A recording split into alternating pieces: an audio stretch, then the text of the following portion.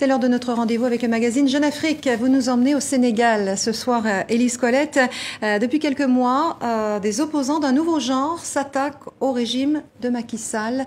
De qui s'agit-il? Ils sont trois principalement. Il y a d'abord Ousmane Sonko, qui est fonctionnaire de son État, qui est inspecteur des impôts et des domaines, et qui s'est mis depuis plusieurs mois à dénoncer la gabegie financière, les anomalies fiscales de l'État sénégalais, et à s'en prendre aussi à l'entourage de Macky Sall.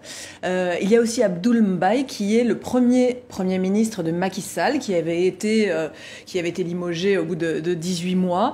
Il est banquier, lui, et il a dénoncé les conditions de délivrance des permis d'exploitation du pétrole sénégalais.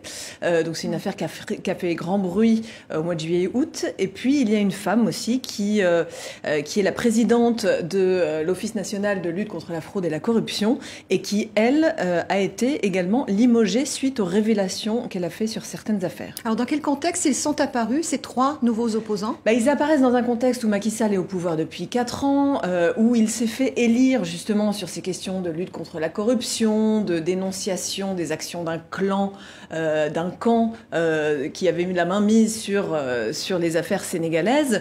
Et évidemment, aujourd'hui, les Sénégalais se rendent compte que c'est bien plus compliqué, que peut-être la main mise a changé de camp.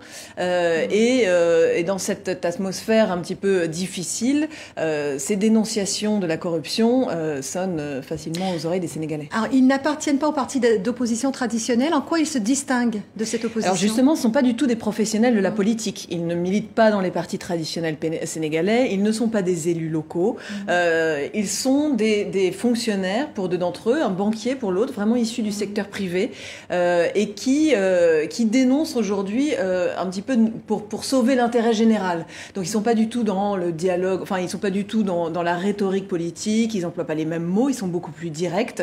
Ça, évidemment, les médias et l'opinion publique s'en délectent. Alors peut-on prévoir leur avenir? On sait qu'il y a des élections législatives. Dans un an, exactement. Alors ils ont déjà des partis politiques qui pourraient peut-être se rapprocher. Évidemment, les élections vont pouvoir déterminer si ça n'est qu'un feu de paille ou si ces nouveaux justiciers, d'une certaine manière, peuvent vraiment se faire entendre et avoir un poids par rapport aux mastodontes de la politique sénégalaise.